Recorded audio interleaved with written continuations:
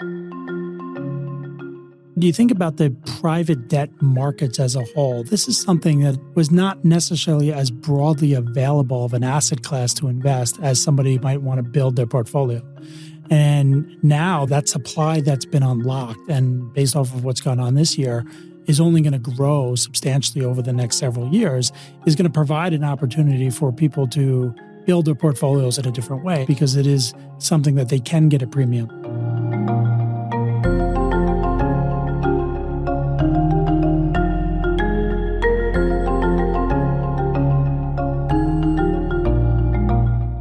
Welcome to The Bid, where we break down what's happening in the markets and explore the forces changing the economy and finance. I'm your host, Oscar Polito. Private debt, private credit, direct lending. Why are these asset classes capturing investors' imaginations around the world? Are they a viable option for individual investors or restricted only to the large institutional investors? In this episode, I'm joined by Jimmy Keenan, Chief Investment Officer and Global Head of Private Debt for BlackRock. We'll dive into the enigmatic world of private debt, ask why it's having a resurgence in these particular market conditions, and explore the risks and opportunities that are inherent from this alternative asset class. Jimmy, welcome to The Bid. Thanks for having me, Oscar.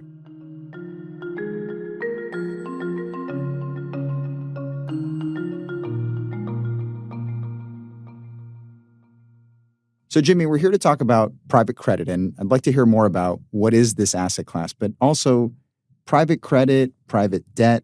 Sometimes I hear the term direct lending. Are these all different asset classes or are they the same thing? Thanks, Oscar. Yeah, I would say when you think about private debt in general, it's as simple as it is.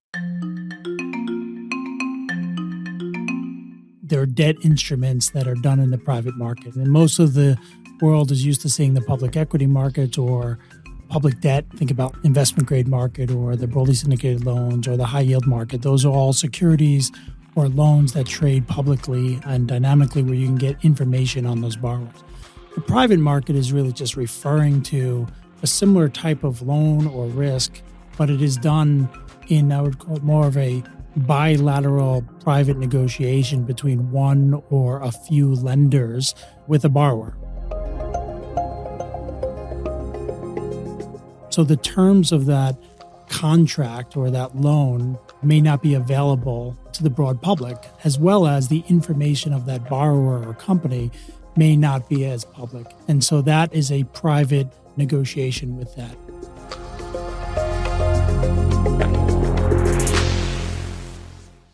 The evolution of the private debt space is continuing to grow. And I would say it encompasses a lot, but as simple as that, it's a loan that is not done through a bank, and the information associated to it is privately placed and not well known. So the information is known by fewer parties. That's one difference. The similarity is that it's a loan. In this case, less a bank involved and more a private lender. And so it sounds like there's a premium that is earned by that lender. And so talk a little bit about the risks and return differences with this asset class. If you think about it, if you're a company, right, if you're a real estate developer, you're going to look and say, how do I finance my company? Or how do I finance this building? There are different ways you can do that. You can go to a bank and the bank may put together a financing package and they may go to the public markets to syndicate that out. And that's typically what you see in the public markets.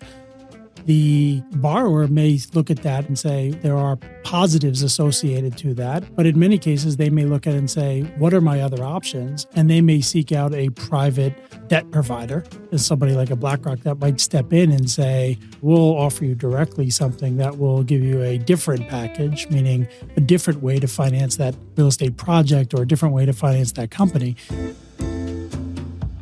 In that situation, that borrower or that corporate may opt in to having a direct relationship with BlackRock or any other private debt provider, as opposed to going through a bank, which might get syndicated out and there might be 50, 100 plus people that are in that capital structure. And so there are a lot of different reasons why a borrower might choose one or the other. It's just a marketplace that exists. I think it used to be, and correct me if I'm wrong, but particularly maybe before 2008, banks were the primary lender, right? But then the financial crisis hit. And I'm also thinking about, even more recently, some of the recent bank failures that we've seen in the U.S. and abroad. A rough week for the banking industry. The collapse of Silicon Valley Bank. The second biggest bank collapse in U.S. history. Regulators seizing First Republic Bank and accepting a bid from JP Morgan. The announcement, UBS is buying Credit Suisse in an historic...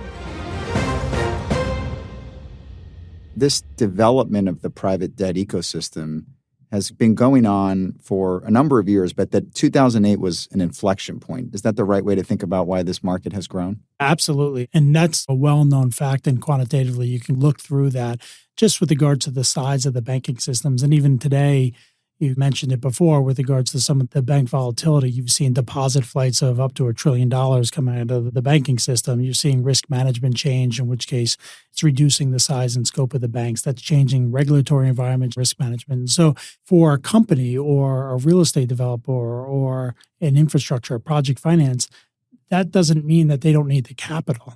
It just might mean that their traditional lender or somebody at the bank, that relationship they might have, might not be there. So what you said back in 2008, we saw a huge gap in financing post the Lehman crisis, in which case credit dried up completely. And so if you were a corporation, a middle market company, a real estate developer, your ability to access capital dried up. That ultimately built in the fact that the ecosystem changed. I would call it private debt providers started to build infrastructure on how to face sponsors, corporates in a different way directly. And the same way, most of them set up shops that they can call it up. So instead of in the early 2000s, if you wanted to borrow money for an M&A deal or making an acquisition, you generally called the bank that you had that relationship with. Now you might look at a handful of options. Doesn't mean that banks aren't significant and probably the biggest providers of capital and credit, but it means there are other options that you can look through. And again, it goes back to the last comment. The reason somebody might do a floating rate loan or a public high yield bond or a private direct loan may vary based off of the situations and circumstances, both for that company, but also where we are in the market. And maybe you can expand on that a little bit. You've alluded to where the financing might be utilized for. You mentioned like a toll road and real estate, but who are these borrowers and what are the trade-offs they're evaluating between whether to use the public markets or whether to go through the private markets? It's not just price, right? And often you can sit and say, why would somebody pay a higher price? At the end of the day, in some cases, pricing looks fairly similar. Some of the premium that you get in the private market is reducing the fees that might be paid if going through a bank process and ultimately syndicating it out. So that is generally an earned premium that private debt investors might get.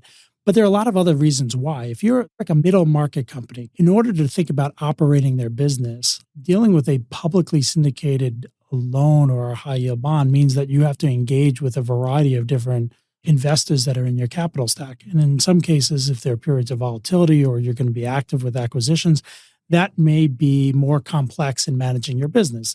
And those small companies typically have smaller teams. And so in some ways, that might be easier and better for them from a long-term perspective to have a single or a handful of lenders that might be in that capital structure. Another example might be companies that are going through transition. They might be in a late-stage development project that have yet to kind of see more stable earnings. They might be transitioning different contracts or parts of their businesses, in which case they prefer to either show that concentration or that shift in the private markets as opposed to in the public domain. So there are strategic reasons beyond, I would call it pricing or structural reasons in order to do that. And so the bigger companies, you'll see more of that opportunity where sometimes they might issue a public deal and then at other times they might move that and shift that to the private market. And you've seen more larger capitalized companies that might either go public and private, and there have been some pretty big headlines this year on that. So you've defined the asset class a bit, and we've talked a little bit about why it's come of age, particularly over the last sort of 15 years post-2008. You've talked about some of the different types of borrowers. But in your position, you're sort of the lender, right? You're the one providing the capital and you're the investor. So where do you see the best opportunities? Is it across the entire asset class, or there are subsets of the asset class that you find interesting? I think all investors should look at it. At the end of the day, every investor is going to be a little bit different between how they think about their own risk reward, and that includes liquidity.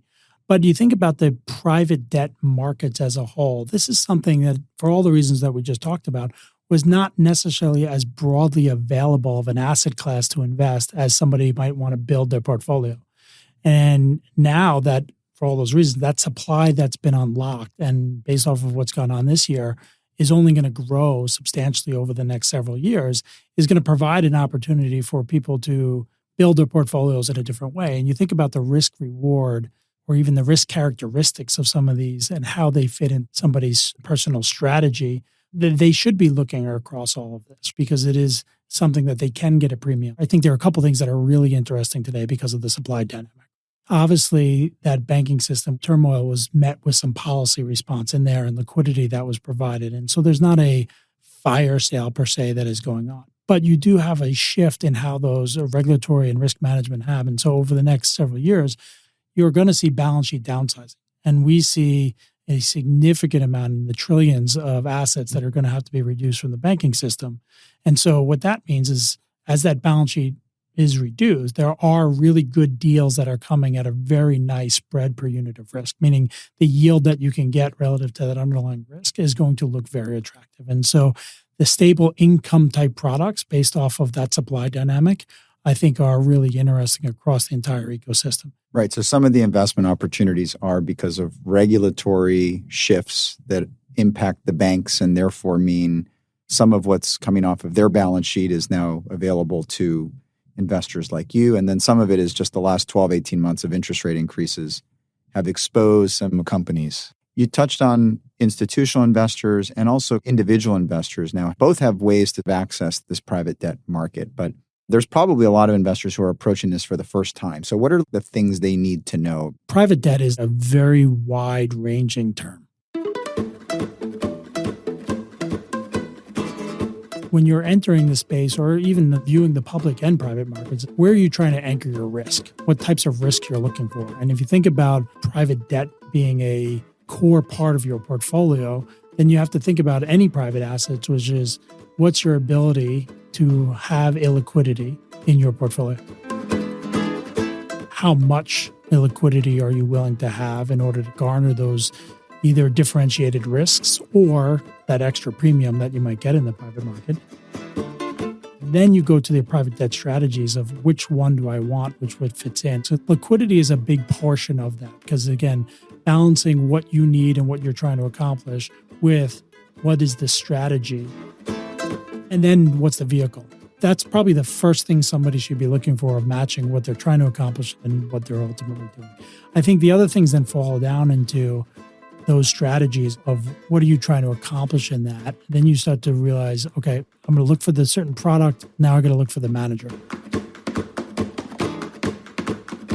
There's a lot of different products. There's a lot of different managers, but trying to find a product that you can kind of look through, that it has a history. You want to look through that track record of that team, that product, to understand, has this historically acted in the manner that I'm thinking about investing or underwriting to? And is the future of that consistent with how I want to invest? Because at the end of the day, like, if you're going to make that investment, you're in that product or in that manager, you want that output to have a similar return profile and potentially volatility profile that you're looking for in your portfolio. So those are the two main things that I would recommend people try to dive into. Jimmy, you've been associated with the fixed income markets your whole career, and particularly in credit and both public and private markets. You're obviously very excited about the opportunity in private markets. So take us 5 years ahead. What does the space look like, or beyond, maybe, if you can see that far ahead? I think it's something that has become far more of a common name associated to how people think about it. Private equity 30, 40 years ago might not have been thought of the same way it is today. So I think 5 years from now, people are just going to view this as part of their allocation in the institutional and the retail markets. I think from today's standpoint, like 2008, it's hard not to get excited. At the end of the day, you have both a significant supply shift that is going on because of what's happened and what we just talked about in the banks, where trillions are going to come out. And a lot of those trillions are actually good deals, but the funding source of that from a banking system has changed, in which case they're now going to make their way to probably both the public and the private markets. But that's a huge supply that is going to ultimately come. That's going to grow demand right? At the end of the day, it's going to create capital formation because you'll step into good deals and good financing and stuff like that. So from a business perspective, this is a huge opportunity that is going to be multi-years. And I think that because policy shifted, and we've seen this since the financial crisis, where most central banks and governments around the world are acting quickly to try to continue to mitigate that risk of a significant credit crunch that dries up in economic activity. So I view this as something that is going to be significant for our clients and our investors. It's an opportunity to grow a strategy that they can ultimately get outsized returns relative to the risk profile. So it's hard not to get excited about. Well, it's been a couple years since we had you on the podcast. We'll try to not have it be that long of a gap this next time. And that way we can see whether your predictions are coming true. So Jimmy, thank you for joining us on The Bid. Thanks for having me, Oscar. Thanks for listening to this episode of The Bid. If you enjoyed this episode, check out the episode, Are You Leaving Cash on the Table? Featuring Becky Milcham, where she provides the top 3 things to consider when thinking about cash in volatile markets. Subscribe to The Bid wherever you get your podcasts.